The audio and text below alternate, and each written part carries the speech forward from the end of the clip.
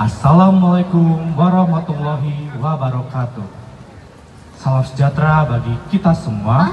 Shalom, Om Swastiastu, Namo Buddhaya, salam kebajikan. Puji syukur kita panjatkan kepada Tuhan Yang Maha Esa, sebab oleh kasih dan penyertaannya kita dapat bersama-sama berkumpul di tempat ini. Yang terhormat Bapak Ibu Dewan Juri, yang kami hormati Bapak Ibu Panitia Harmony Speech Festival, dan yang kami kasihi seluruh peserta yang hadir pada saat ini. Dalam kesempatan yang baik ini, saya Bina Kristanti Pardede dan dengan rekan saya David Christian akan menyampaikan pidato dengan judul Kerukunan Kekuatan Menuju Generasi Emas. Pidato ini berlandaskan pada firman Tuhan yang terdapat di dalam Mazmur pasal 133 ayat 1 sampai dengan 3. Firman Tuhan berkata dalam ayat 1, nyanyian ziarah Daud. Sungguh alangkah baiknya dan indahnya apabila saudara-saudara diam bersama dengan rukun. Ayat kedua, seperti minyak yang baik di atas kepala meleleh ke janggut, yang meleleh ke janggut Harun dan ke leher jubahnya.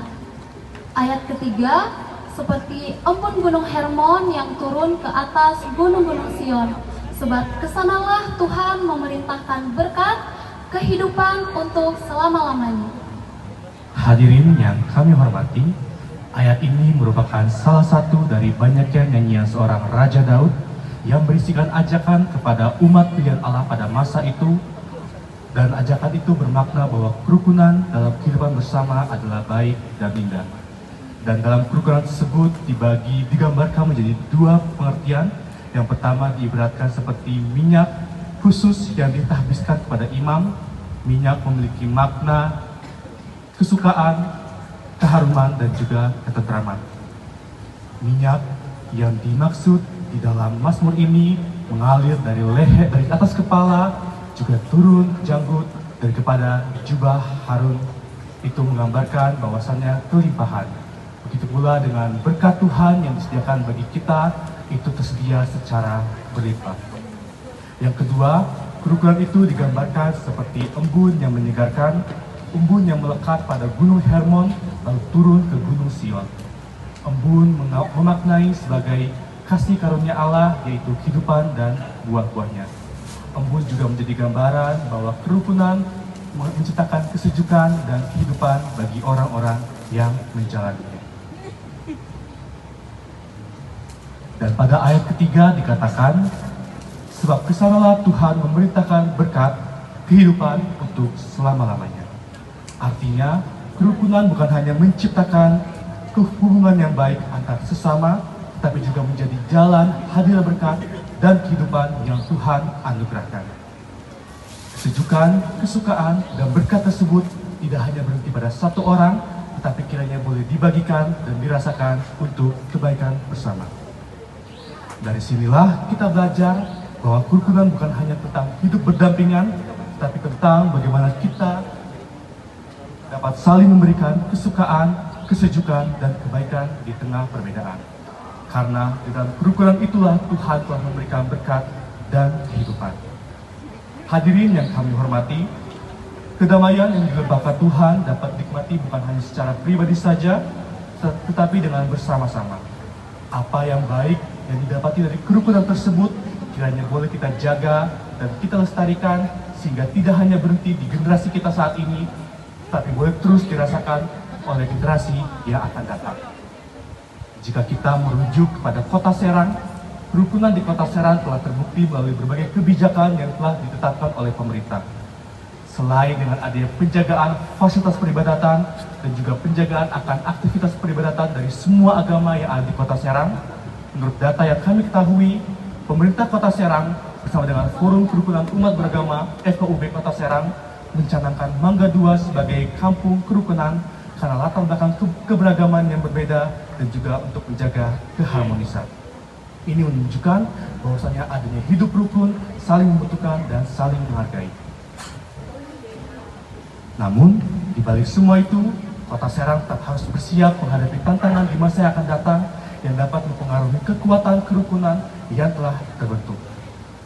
Nah, dalam hal ini, nasionalisme sebagai sikap mencintai tanah air dan juga patriotisme sebagai sikap yang rela berkorban memiliki peran penting di mana perkembangan, terkhusus dalam perkembangan teknologi saat ini yang dapat memberikan dampak positif sekaligus dampak negatif.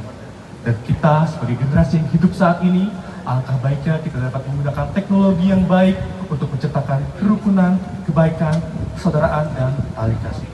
Jangan sampai era modernisasi ini membawa kita kepada hal-hal yang menyebabkan kita kehilangan nasionalisme dan rasa patriotisme, tapi biarlah kemajuan ini boleh bersama menjadi ladang untuk kita mencintai, menghormati, melengkapi, dan bersama-sama menciptakan kehidupan yang berbudi.